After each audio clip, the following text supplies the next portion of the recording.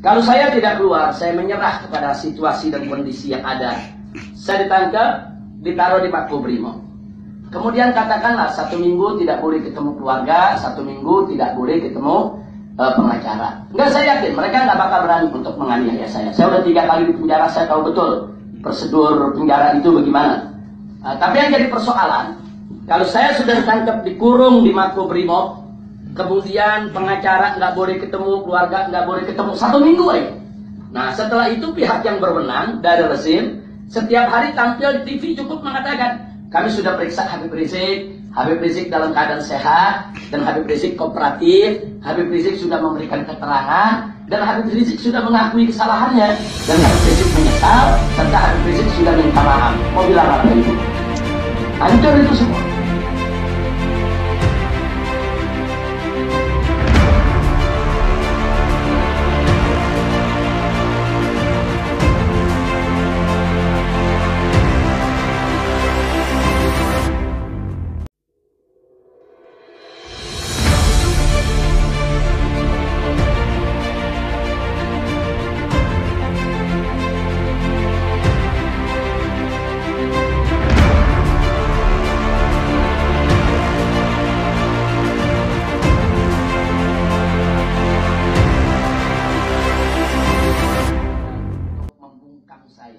Dari sebelum 4/11 itu sudah berlangsung dengan tembakan sniper ke kamar tidur saya, kemudian dengan adanya 2 bom mobil yang diledakkan pada saat saya tabligh akbar di Jawa, serangan-serangan bom molotov juga ke beberapa posko-posko FPI, bahkan sampai-sampai setiap keluar dari rumah saya selalu pesan, saya punya istri, saya keluar belum tentu pulang. Karena segala sesuatu bisa terjadi di jalan. Dan saya selalu pesan dengan saya punya supir, apapun yang terjadi di jalan, kalau ada mobil-mobil tidak dikenal, mepet mobil atau apa, kita bertarung dengan mobil tersebut. Dia yang tergelincir atau kita yang terbalik, itu urusan Allah. Yang penting kita tidak boleh menyerah. Dan kalau kita dihadang, sebelum dia turun, kita mesti turun. Sebelum dia nyerang, kita yang mesti nyerang. Jadi kondisinya sudah seperti itu. Nah, kemudian tidak sampai di situ, teror, ancaman, kemudian kita punya pesantren juga dikepung, pura-pura latihan, brimob, sampai setiap habis sholat subuh ini Umi dengan anak-anak sholat berjamaah yang terdengar dentuman-dentuman senjata di tempat yang sebetulnya Pak Dede bukan tempat latihan itu. Iya. Nah, jadi memang itu semua teror, saya hadapi itu semua. Dan saya pesan, saya punya istri dengan anak-anak dari jauh-jauh hari, kalau terjadi sesuatu yang emergensi, darurat, saya sudah siapkan paspor, saya punya istri, anak, cucu, menantu, saya bilang segera kalian tinggalkan Indonesia. Jangan pikirkan saya, kalau saya ditangkap di mana saja, jangan mikirin nengokin besuk, nggak usah.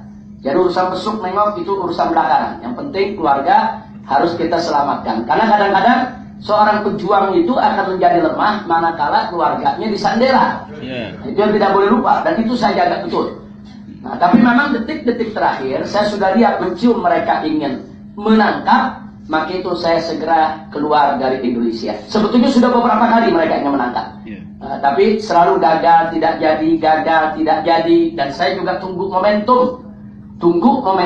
Kalau momentumnya sudah tepat, kita hanya bicara per detik, akhirnya Allah bisa menyelamatkan saya untuk keluar. Sebab begini Ibu, kalau saya tidak keluar, saya menyerah kepada situasi dan kondisi yang ada. Saya ditangkap, ditaruh di Makobrimob. Kemudian katakanlah 1 minggu tidak boleh ketemu keluarga, 1 minggu tidak boleh ketemu pengacara. Enggak, saya yakin mereka nggak bakal berani untuk menganiaya saya. Saya udah 3 kali di penjara, saya tahu betul prosedur penjara itu bagaimana.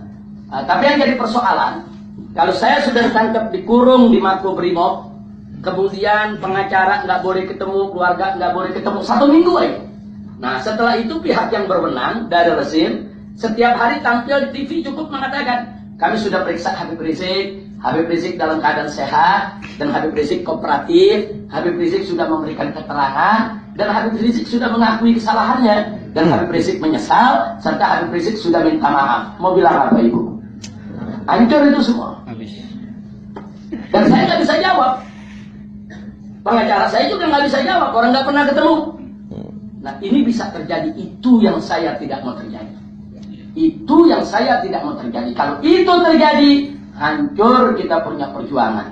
Nah, karena televisi mereka yang kuasai, media mereka yang kuasai. Kalau mereka sudah sampaikan begitu, kita tidak punya celah untuk menjawab. Tapi dengan saya keluar dari Indonesia, saya ada di sini, apapun pernyataan yang mereka buat, saya bisa bantah, saya bisa lawan, saya bisa klarifikasi, saya bisa clearkan, saya bisa luruskan.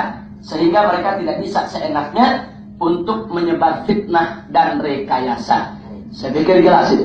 Jadi artinya sebelum saya pulang, saya harus pelajari dulu semua segala kemungkinan. Saya tidak mau pulangnya saya akan menjadi kerugian buat umat Islam. Kalau sayanya yang rugi, saya dipenjara, saya yang dibunuh, bagi saya tidak ada masalah. Tapi saya tidak mau perjuangan umat yang menjadi dirugikan. Supaya Bapak Ibu tahu, pasca 212,